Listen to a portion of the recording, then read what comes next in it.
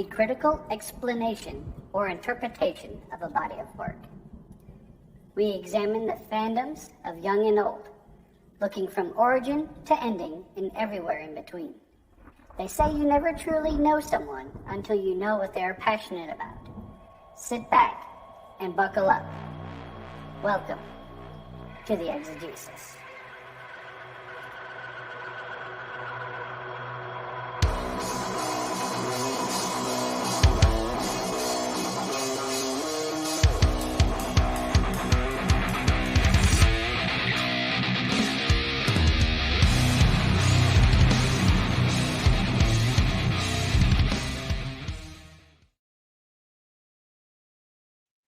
What's going on, everybody? It is Thursday. Now, normally I record live and have a chat and everything, but due to technical difficulties, that just was not in the cards tonight. But it looks like that the microphone is working now, so no more delays, no more whatnots. And I decided just to record this way rather than have another stream going at the same time as a Red 5 participant, and not entirely sure exactly how long this will go. So hopefully everyone is in Coruscant Radio Underground's chat and having a good time. I know Andrew has a guest, and he and Marisha always have great insights, probably a lot more technical than I do.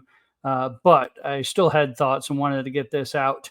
Now, I'm not going to do episode 8, the finale, tonight. I'm going to do that on Saturday live, Saturday Night Live, if you will, with Ro from the Scarif Scuttlebutt. So it's going to be really cool. I think we have a very similar viewpoint, but we always look at things a little bit differently. So catch us live on Saturday for that on the YouTubes, and then of course we'll have the audio portion of that up either Sunday or first thing Monday morning. But as always, there is news.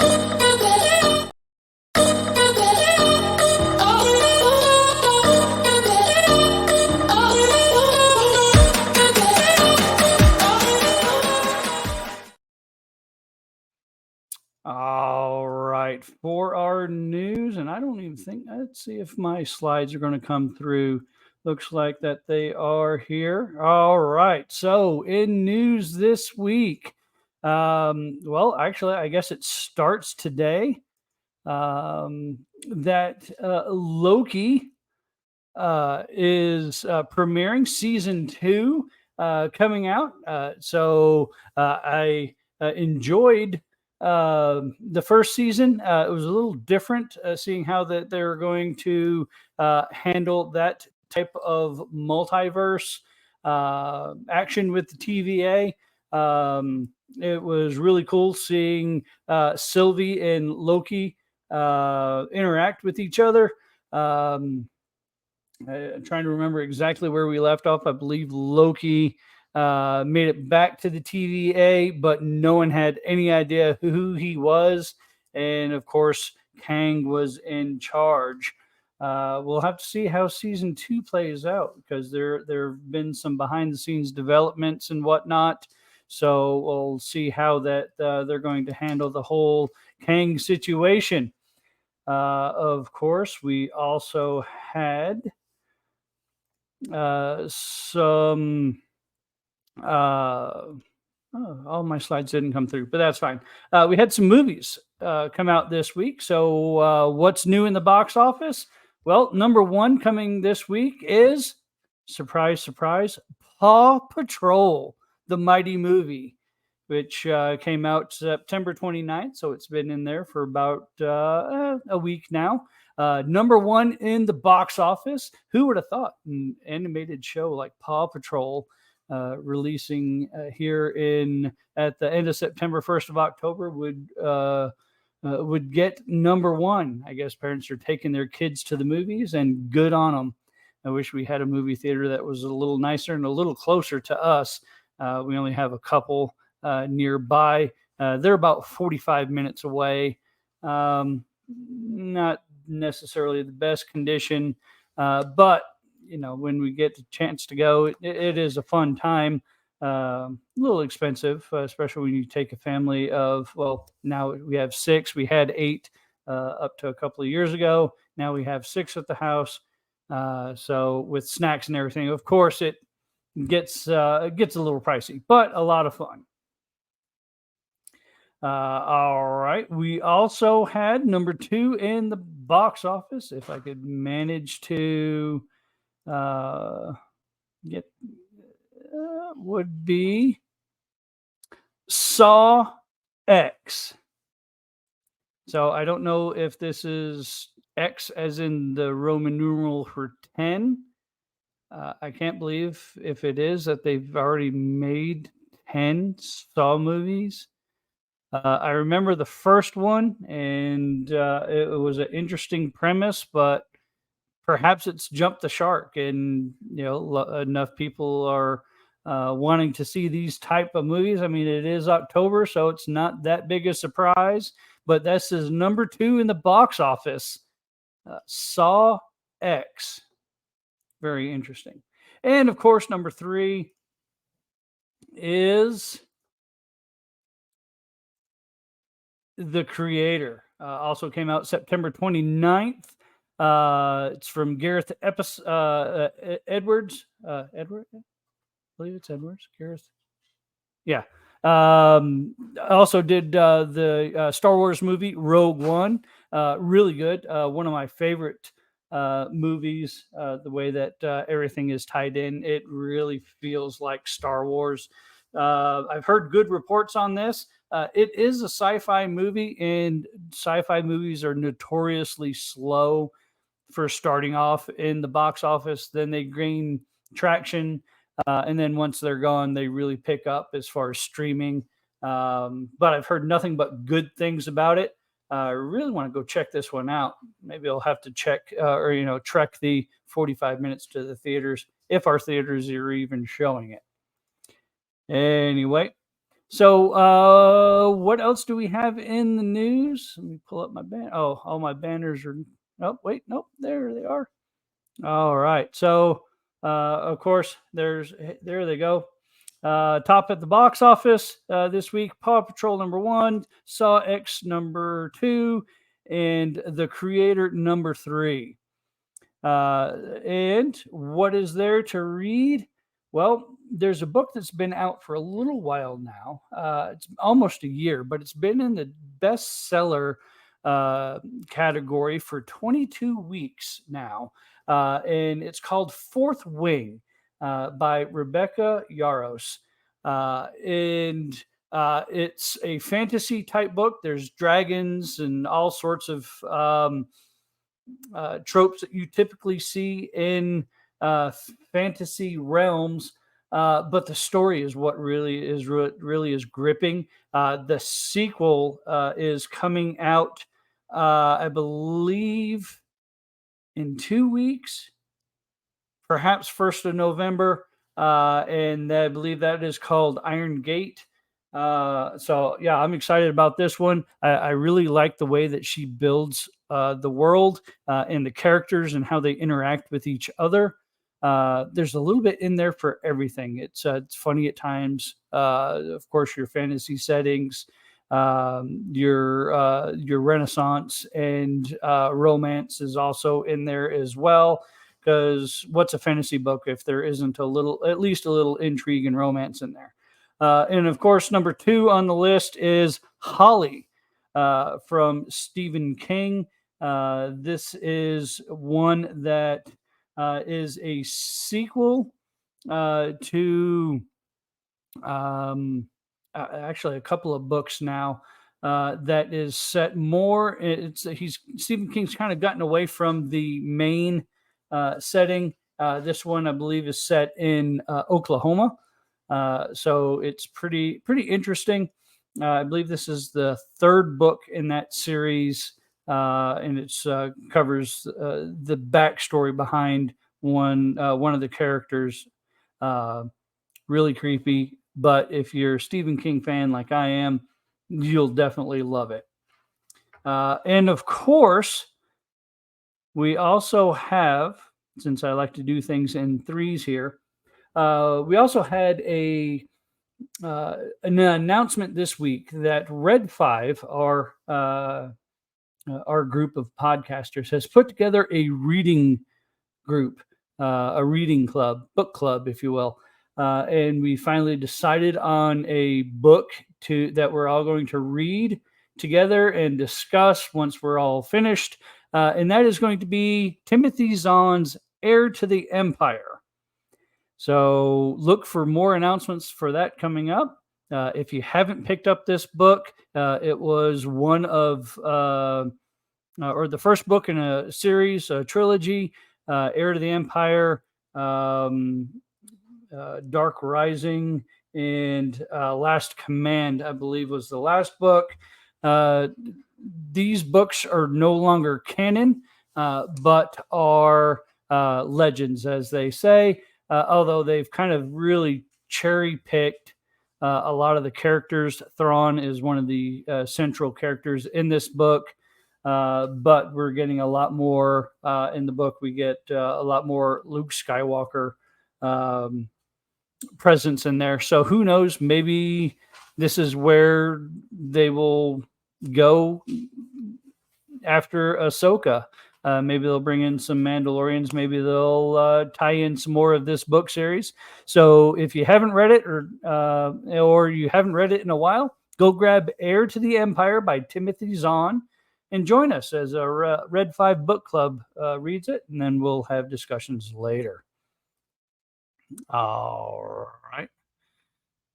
And what else do we have? Oh, of course, we do have to promote ourselves here, our bio links.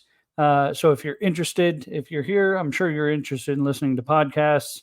Go to bio.link/red5 to get a complete list of all of the programming that we have. Nearly every day we have someone that goes live or releases content out there. This is a good central location to just absorb all of that.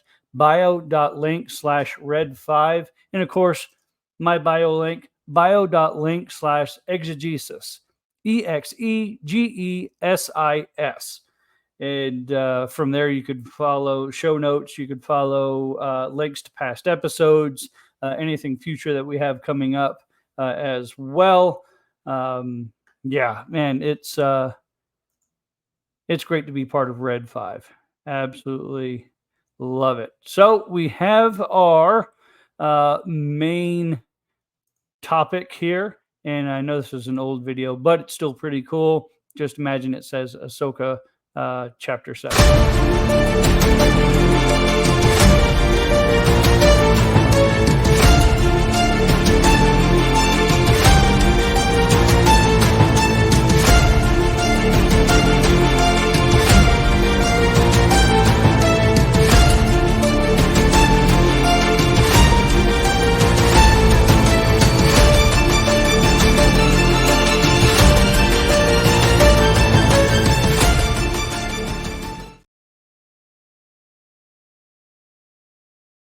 All right.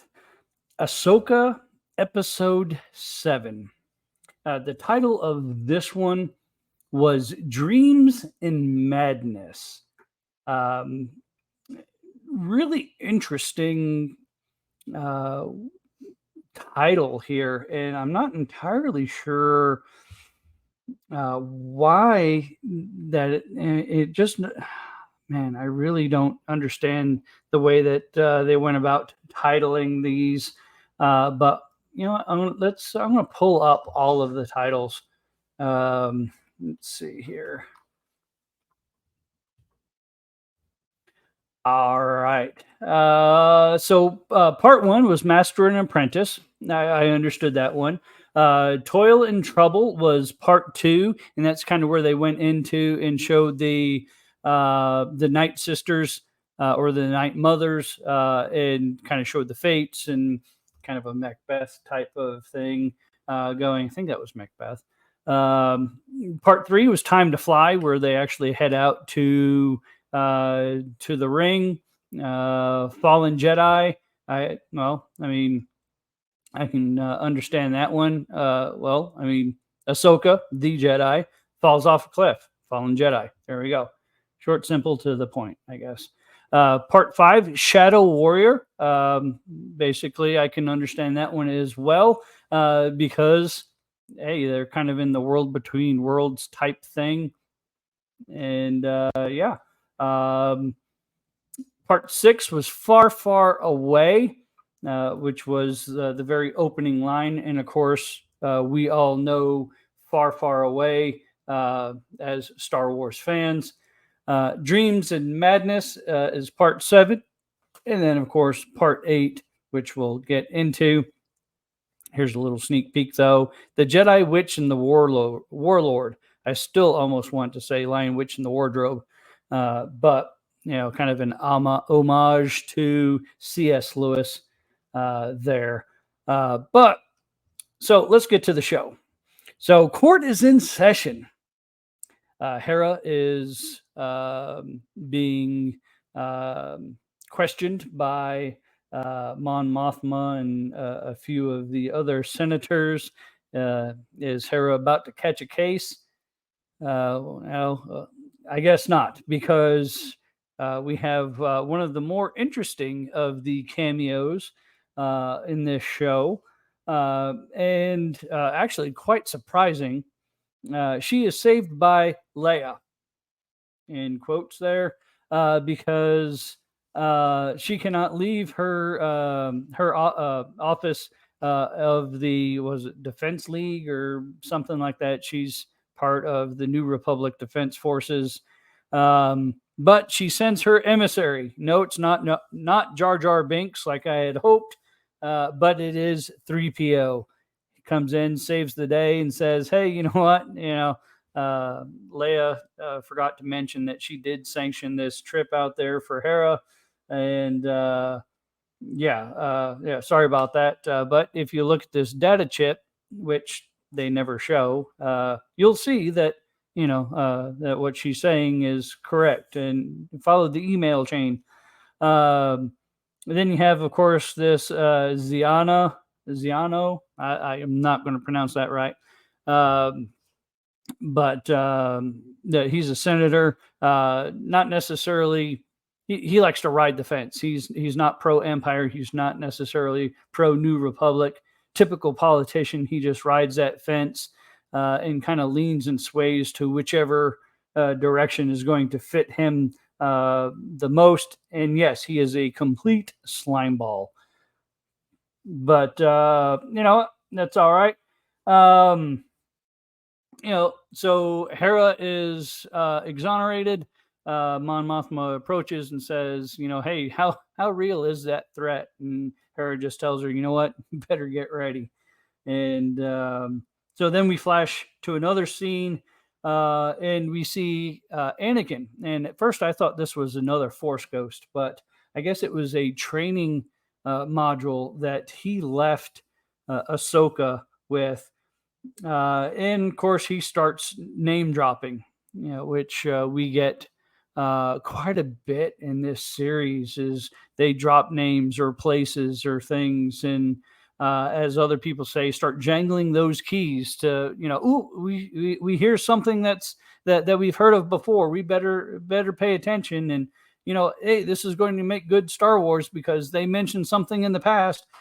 But we get names of General Grievous, Asajj Ventress, Count Dooku, and then find out that Ahsoka tells Huyang that he made 20 others as well, and that kind of helps her out. And then that was the doorbell. Interesting. All right. Anyway, yeah, you never know what could happen live. So my main question there is, she's already met Luke at this point. They've already established the timeline that, this is after season 3 of The Mandalorian. So she's already met Luke. Why didn't she give him these recordings? Um, you would think that that would be something important. Uh, maybe she did. Maybe these are just copies of that. But I don't know. They didn't really talk about that too much. And let's see. At this time, we're also getting the whales dropping out of hyperspace. And of course, the trap has already been set, and Thrawn has uh, doused the area that the whales typically leave hyperspace into a minefield, which was pretty interesting. Um, the transport whale opens its mouth, and Ahsoka and Huyang escape out. And of course, they're getting blasted by minefields. The whales get spooked and they jump again. And Ahsoka, fearful of all of the mines, uh, goes down and tries to hide into um, uh, the remnant field, the dead whale parts that are around, and you can see like rib cages and various other parts of whales as they kind of form. It's probably what those rings around the planet are made out of, but that's all right. And then we flash over to the planet. The Night Sisters and Morgan Elsbeth are with Thrawn, and Thrawn's like, you know what? The Jedi are good at hiding.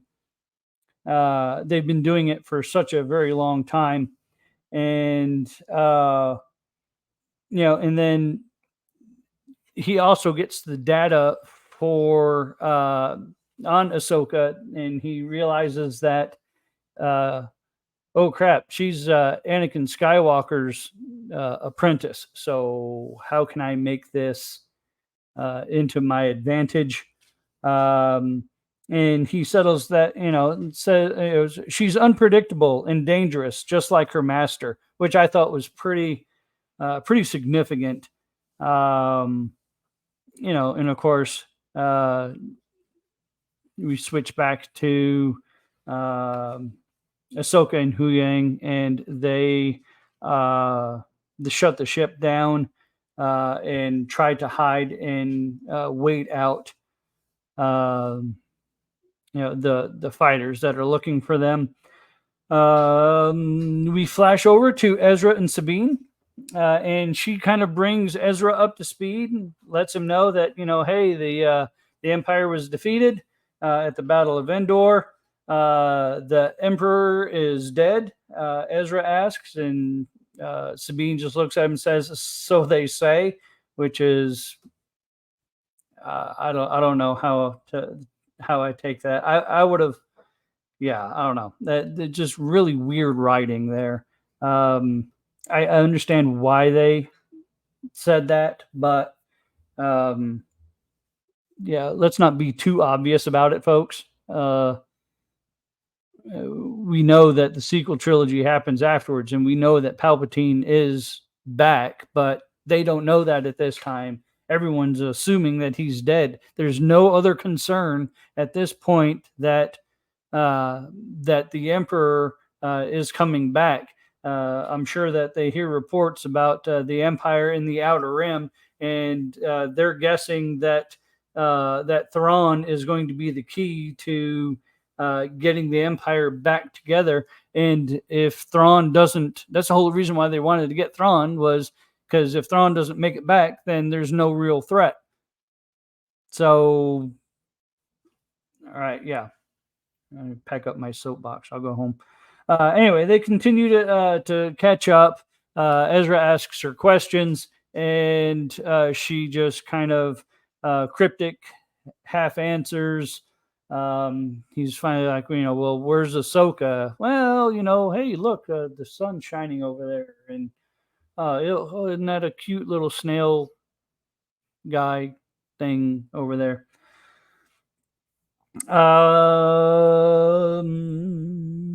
All right, and then we flash back over. Thrawn goes to the Night Mothers and says, "Hey, you know what? Need your help. We know that Ahsoka is hiding somewhere. So can you use your magic, your Night Sister magic, and divine their location for me?" And let's see. So they pinpoint her location. We look over at Ahsoka and Hu Yang, and she tries to reach out into the Force or through the Force to reach Sabine. And Sabine pretty much has no clue other than, hey, I had a feeling that it's something familiar, but I don't know what. I don't know how to tell you or explain. Um, my thought is, was she actually using the Force there? I don't know. Was it just because that it's Ahsoka and Sabine and they've been friends for so long and they've trained together for so long that they just have this bond together? Possibly. I don't know. We still haven't seen Sabine use the Force yet, although she's tried numerous times and has come up empty each and every time. And I'm still hoping that that's the case. But again, this is episode 7, not episode 8. So I'm just reading off my notes here. All right. So then we finally get down. We're about halfway through the episode. Balin tells Shin, you know what? Hey, it's time for you to go take your place in the Empire. I'm going to go over here and do whatever it is that I need to do. You go take care of these pesky, Jedi and Sabine, and go take your place in the Empire. And before he sets off, he tells her, just remember, impatience in victory will guarantee defeat. And that's just an amazing line. I really like that. Balin Skoll, to me, is the star of the show. I really don't know what they're going to do in season 2, since the actor that played him has passed on. I really think that if they can manage it, afford it, and he want to do it, but Gerard Butler, I think, would make a good replacement for Ray. But he's got the look, he has the accent. I think he could really do well in this role. And of course, now we see Shin. She gets with the mercenaries that are trailing behind the little snail people, and they decide they're going to attack. And slowly and surely, we have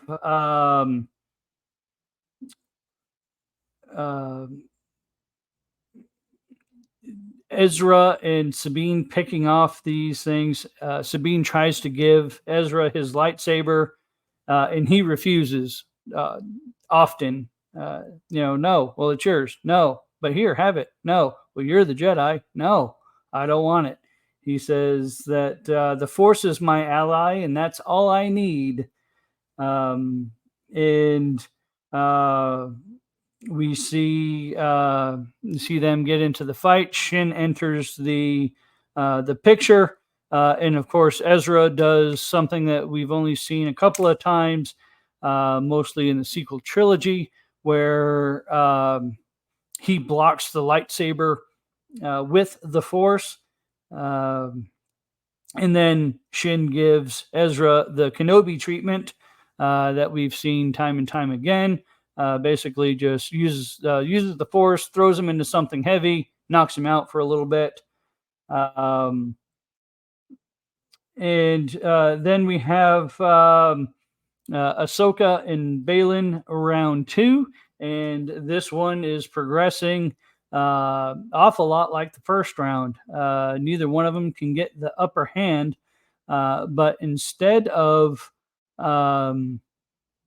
Sabine coming in and preempting the fight, Sabine or Ahsoka decides that, you know what, hey, I need to really go help Ezra and Sabine. She drops a smoke grenade and escapes, and Balin just doesn't care. He's got more pressing problems he's got to take care of somewhere else. And of course, Thrawn is not happy at this as he's watching on the holo table, and he's wondering why Balin has not joined the fight.